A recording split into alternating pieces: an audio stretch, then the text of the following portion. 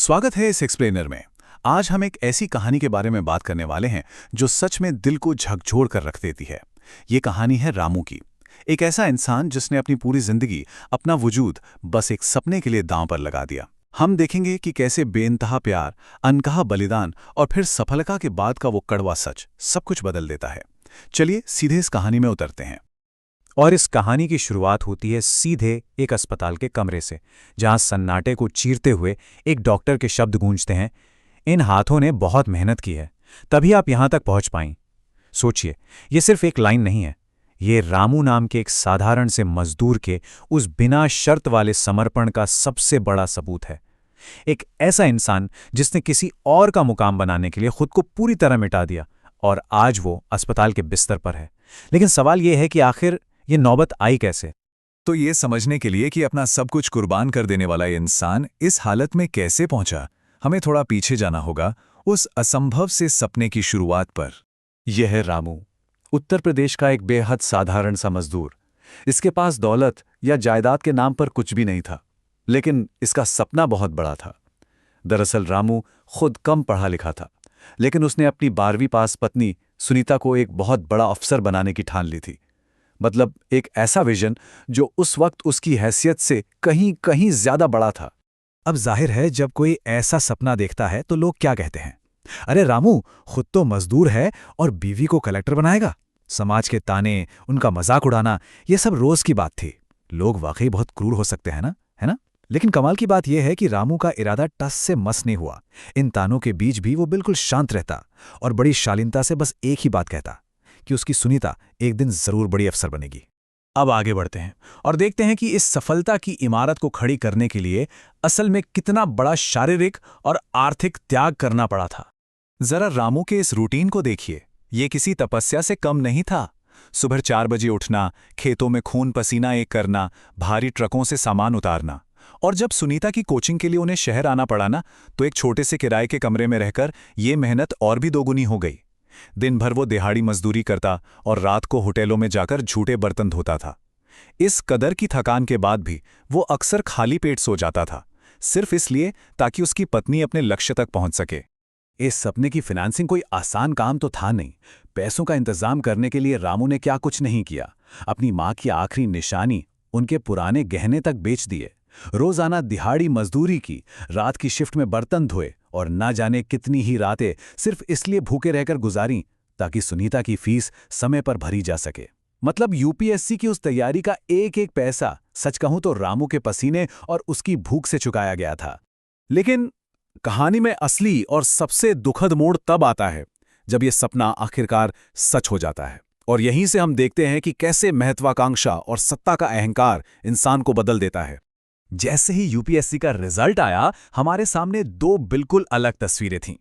एक तरफ रामू था जिसकी आंखों में खुशी के आंसू थे। उसे लगा कि चलो, मेरी जिंदगी भर की मेहनत, मेरा सारा त्याग आज सफल हो गया।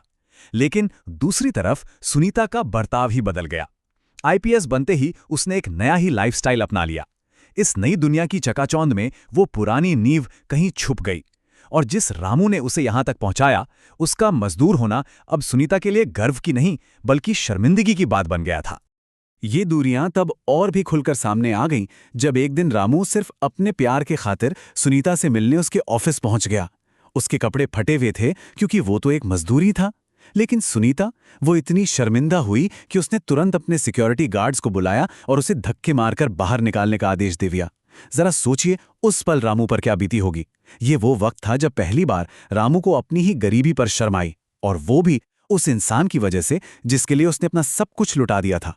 तुम्हारी औकात क्या है, ये कठोर शब्द ये दिखाते हैं कि कैसे घर की चारदीवारी के अंदर भी ये जुबानी दुर्व्यवहार बढ़ता ही जा रहा था। जिस इंसान ने उसका पूरा करियर बनाया, उसी को वो अपने ही घर में एक अजनबी, एक नौकर की तरह धुतकारने लगी थी।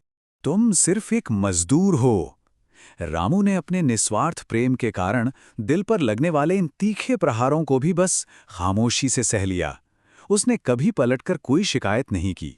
वो बस खून के घूंट पीता रहा और सब कुछ बर्दाश्त करता रहा।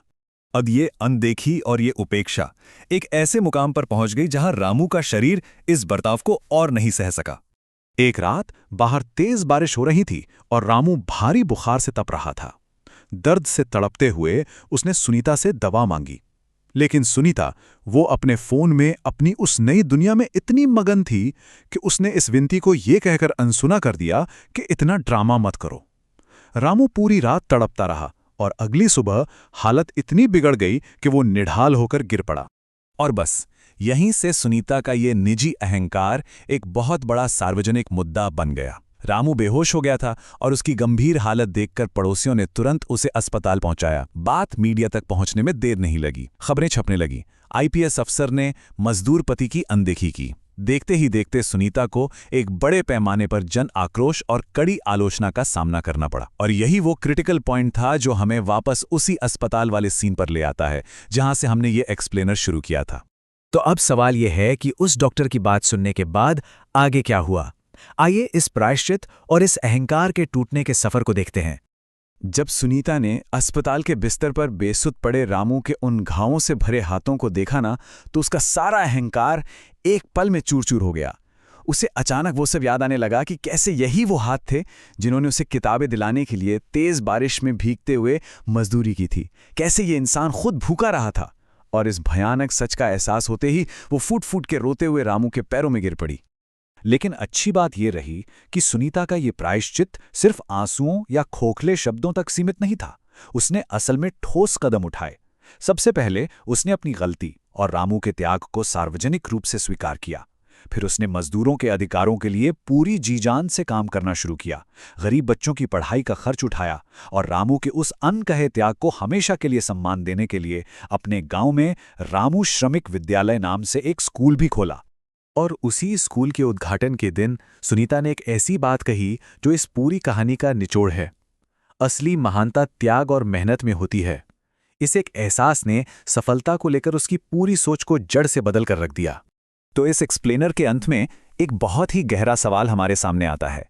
क्या सच्ची महानता उन पदवियों या टाइटल्स में है जो हम हासिल करते हैं, या फिर उन खामोश बलिदानों में जो हमें वहां तक पहुंचाने के लिए किए जाते हैं? सफलता की इस सच्ची परिभाषा और इंसानियत की कीमत पर हमें जरूर विचार करना चाहिए।